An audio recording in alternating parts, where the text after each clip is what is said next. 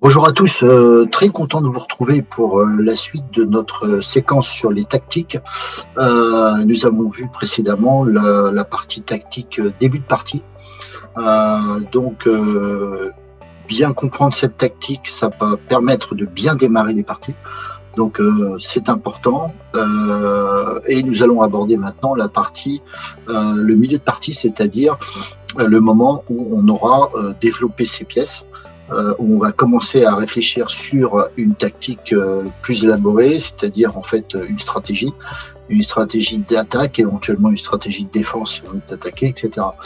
Donc beaucoup de choses dans cette séquence, mais on va rester toujours pareil sur les éléments clés, les règles à connaître pour bien continuer sa partie, pour éviter des pièges. Surtout un élément que je vous ai pas forcément dit au début, mais qui est presque évident, c'est que sortez protégé, c'est-à-dire que quand vous allez sortir vos pièces, que ce soit en début de partie, en milieu de partie, voire en fin de partie aussi, protégez chaque pièce que vous allez manipuler sur l'échiquier, alors protégé par un petit pion, protégé par une autre pièce, donc en fonction évidemment de là où elle se trouve et de son attaque potentielle par une pièce adverse. Voilà, donc sortez les pièces, protégez-les, idéalement par un petit pion. Les petits pions servent à ça aussi. On verra les problématiques des cases fortes et des cases faibles, très importantes en milieu de partie, et aussi bien sûr la capacité des pions à faire en sorte que vous allez gagner ou perdre la partie. Donc on verra ça tout de suite. Je vais rester avec moi et on enchaîne immédiatement après ça. Alors nous rentrons tout de suite dans le vif du sujet avec cet exercice ou cette présentation, alors que j'ai pris en fait une position de milieu de partie assez classique. C'est la partie espagnole, Ruy Lopez, la C89 pour les initiés, et avec la variante d'attaque Marshall. Alors c'est une variante qu'on reconnaît bien par rapport à la position des différentes pièces. C'est quelque chose qu'on verra aussi dans des séquences ultérieures sur tout ce qui concerne les ouvertures, sur les parties ouvertes, fermées, etc. Donc les différentes ouvertures de base, les italiennes, les espagnoles, la défense sicilienne, etc. Voilà, donc pour l'instant, on ne va pas en parler, on va simplement se focaliser sur cette position et sur la tactique qu'on pourrait mettre en place et les choses qu'il faut connaître et les choses qu'il faut éviter. Alors là, ce qui est intéressant, c'est qu'on vient de rocker. Je vous ai expliqué sur les séquences précédentes que le rock était aussi un indicateur de basculement, souvent, alors pas systématiquement, mais souvent, en milieu de partie. Donc là, on voit que les blancs ont rocké, les noirs ont rocké. Donc sur la partie rock, sur le flanc droit. Donc là, on voit des choses intéressantes déjà qui se précisent. Alors, première chose, on a un fou blanc qui est plutôt bien placé. Alors qui n'est pas en ce qu'on appelle en fianchetto, c'est-à-dire fianchetto, c'est le fou qui est plus sur en B2, donc au-dessus du cavalier, donc qui se serait mis là, et qui potentiellement a le contrôle de la grande diagonale. Voilà, la grande diagonale du fou. Là, il est un petit peu au-dessus, néanmoins, il a un impact assez fort sur le centre. Je vous rappelle, le centre ici, les quatre cases du centre, donc là contrôlées par les noirs et par les blancs. Donc on voit que comme l'ouverture c'est une ouverture de partie ouverte, les deux colonnes du centre là vont s'ouvrir de manière évidente dans les coups qui vont venir. Voilà, donc ce qui est important de voir, c'est que le fou ici blanc, il a une position intéressante. Donc on a les deux fous, quels que soient les noirs ou les blancs. On voit que le jeu des noirs n'est pas encore très développé. puisque en fait le fou blanc est toujours sur sa case de départ, le fou noir a effectivement un impact sur cette diagonale, mais ne contrôle pas le centre. Voilà, donc le fou noir est là pour protéger le cavalier d'une attaque, d'un clouage qui est assez classique avec le fou noir blanc par exemple, et le fou noir blanc qui va pouvoir se positionner là pour clouer en fait le cavalier si le fou commence à partir de sa position. Voilà, donc ça c'est assez classique. Alors, je vous ai parlé des cases fortes et des cases faibles. Là, on en a une qui est évidente, une case faible côté noir, donc qui peut rentrer dans une stratégie d'attaque des blancs. Donc c'est la case ici, donc la C6 avec le cavalier. Donc vous voyez que le cavalier en fait n'est absolument pas protégé par un pion, première chose, ne pourra pas l'être, ne pourra plus l'être, et n'est pas protégé par une pièce. Donc on peut considérer que c'est une case faible pour les noirs et pour les blancs une case forte, puisque en fait aucun petit pion peut protéger cette case ou cette pièce. Donc là on peut avoir une stratégie de prendre cette case.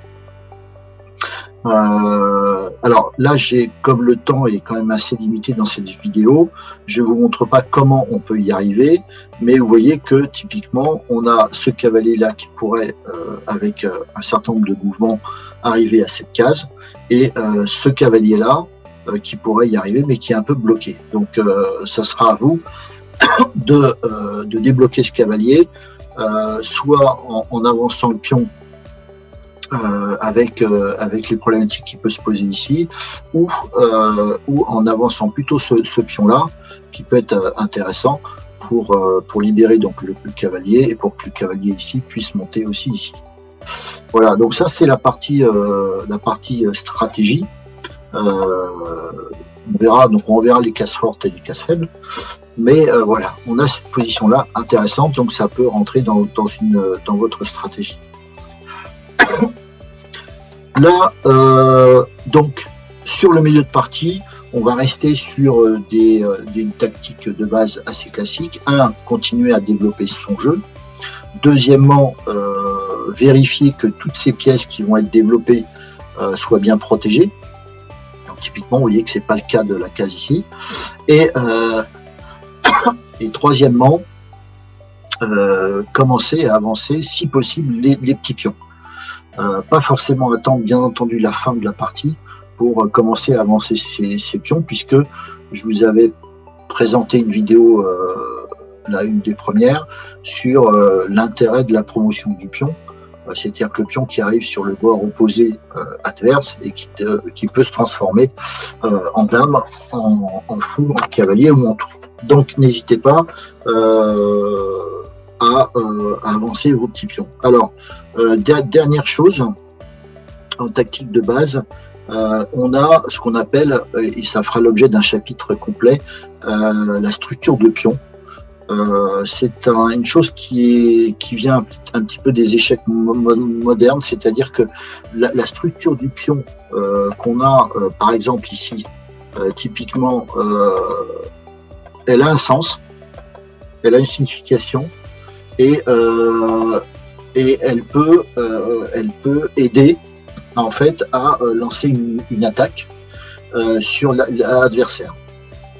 Donc on a des attaques, par exemple une attaque de minorité, c'est une attaque de pion, on verra aussi, spécifique. Donc on ne va pas rentrer dans ces considérations-là, puisqu'en fait le temps de la vidéo est limité. Par contre, je vous ferai une séquence spéciale par rapport à ça. Voilà, alors sur les pions, pour finir avec eux, les éléments à éviter, ce sont les pions isolés, d'accord, donc qui vont devenir des cases faibles finalement, puisqu'ils vont être un petit peu certainement attaqués par votre adversaire. Alors les pions isolés, c'est typiquement, je vais vider en fait l'échiquier. Ça serait des pions qui sont en retrait, typiquement, on aurait une structure, par exemple, de pion un petit peu comme ça, d'accord, et on aurait une faiblesse sur ce pion-là. Donc ça serait un pion retardé et un pion qui est isolé.